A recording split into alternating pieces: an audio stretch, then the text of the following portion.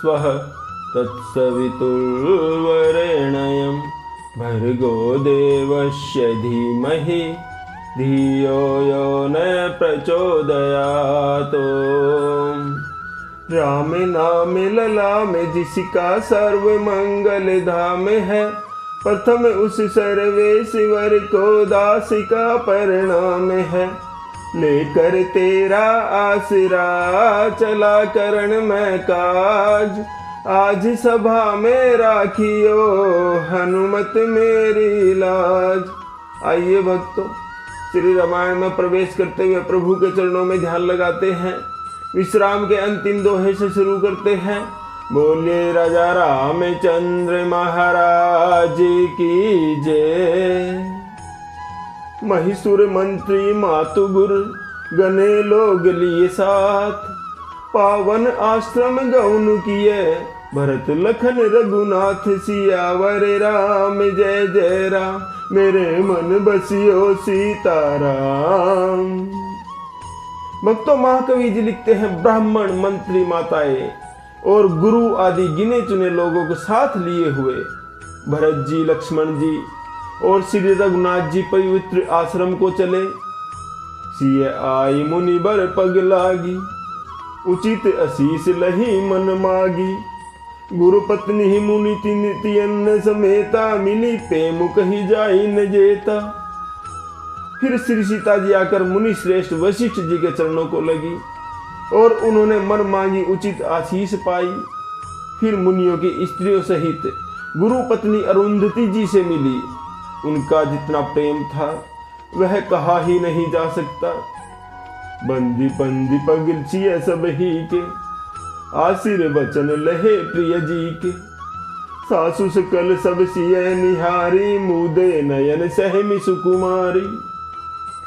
फिर सीता जी ने सभी के चरणों की अलग अलग वंदना करके अपने हृदय को प्रिय अनुकूल लगने वाले आशीर्वाद पाए। जब सुकुमारी श्री सीता जी ने सब सासुओं को देखा, तब उन्होंने सहम कर अपनी आंखें बंद कर ली।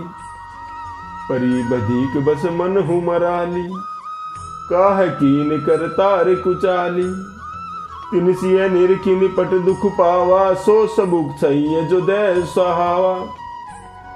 सासुओं की अत्यंत ही बुरी दशा देखकर उन्हें ऐसा प्रतीत हुआ मानो राजहंसनियां बधिक के वश में पड़ गई हो। वे मन में सोचने लगी कि कुचाली विधाता ने क्या कर डाला।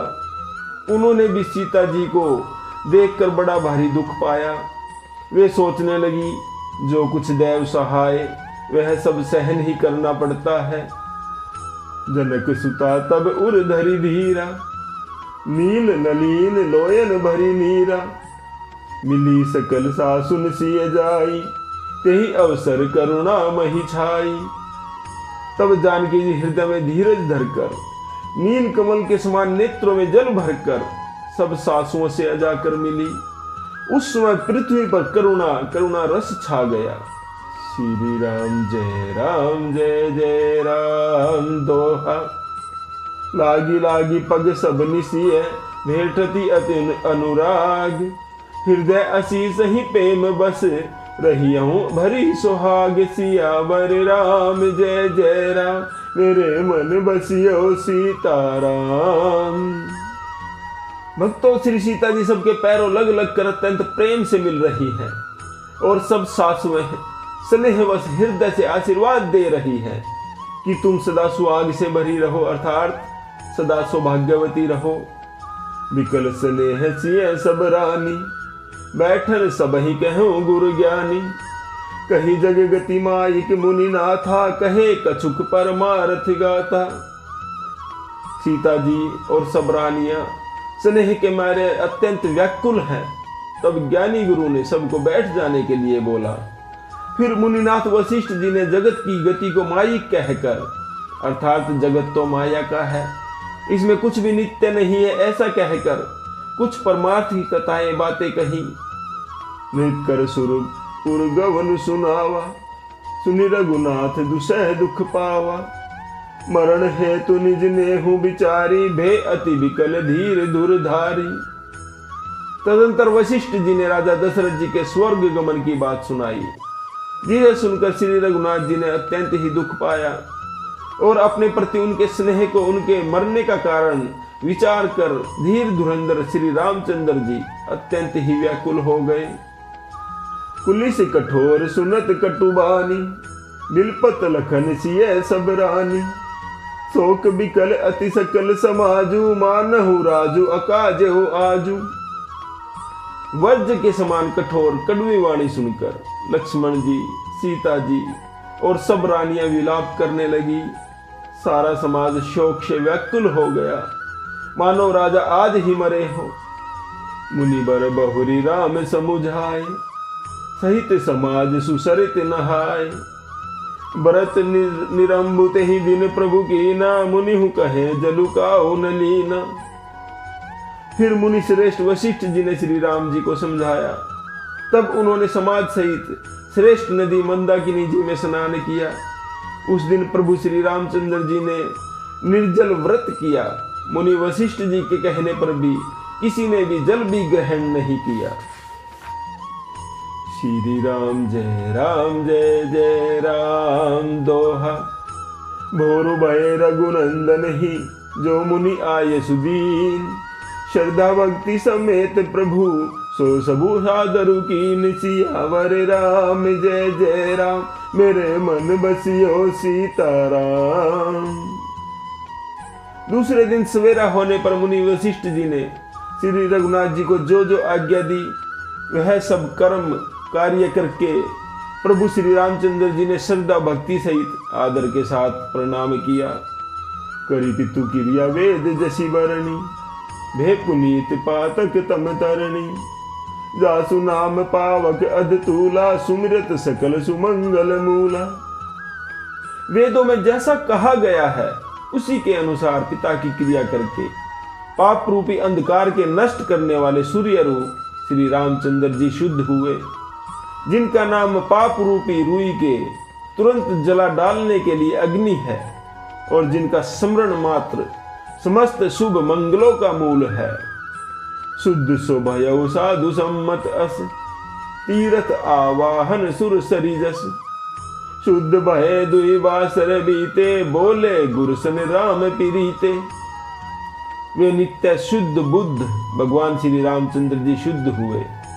साधुओं की ऐसी सम्मति है कि उनका शुद्ध होना वैसे ही है जैसा तीर्थों के आह्वान से गंगा जी शुद्ध होती है। गंगा जी तो स्वभाव से ही शुद्ध है, उनमें जिन तीर्थों का आवाहन किया जाता है उल्टे वे ही गंगा जी के संपर्क में आने से शुद्ध हो जाते हैं। इस प्रकार सच्चिदानंद रूप श्री रामचंद्र जी तो नित्य ही शुद्ध हैं, उनके संसर्ग से कर्म ही शुद्ध हो गए हैं। जब शुद्ध हुए 2 दिन बीत गए तब श्री रामचंद्र जी प्रीति के साथ गुरु जी से कहने लगे, नाथ लोग सब निपट दुखारी, कंद मूल फल अम्बु आहारी। सानुज भरतु सचिव सब माता, देखी मोहि पल जिमि जगु जाता। श्री राम कहने लगे, हे नाथ, सब लोग यहाँ पर अत्यंत दुखी हो रहे हैं, कंद मूल फल और जल का ही आहार करते हैं। भाई शत्रुघ्न सहित भरत को, मंत्रियों को और सब माताओं को देखकर मुझे एक एक पल युग के समान बीत रहा है। सब समेत पुरधारिय पाऊ, आप यहाँ अमरावती राव। बहुत कहूँ सब कियहूँ डिठाई, उचित होई तस करिए गोसाई। अतः सबके साथ आप अयोध्यापुरी को पधारिए, लौट जाइए। आप यहाँ हैं और राजा अमरावती स्वर्ग में है, अयोध्या सूनी पड़ी है। मैंने बहुत कह डाला, यह सब बड़ी डिठाई की है। हे गोसाई, जैसा उचित हो वैसा ही कीजिए। श्री राम जय जय राम दोहा। धर्म से तू करुणायतन, कस न कहूँ असराम। लोग दुखित दिन दुई दरस, देखी लहूँ विश्राम। सियावर राम जय राम, मेरे मन बसियो सीताराम। भक्त तुलसीदास जी कहते हैं, श्री वशिष्ठ जी ने कहा, हे राम, तुम धर्म के सेतु और दया के धाम हो, तुम भला ऐसा क्यों नहीं कहोगे?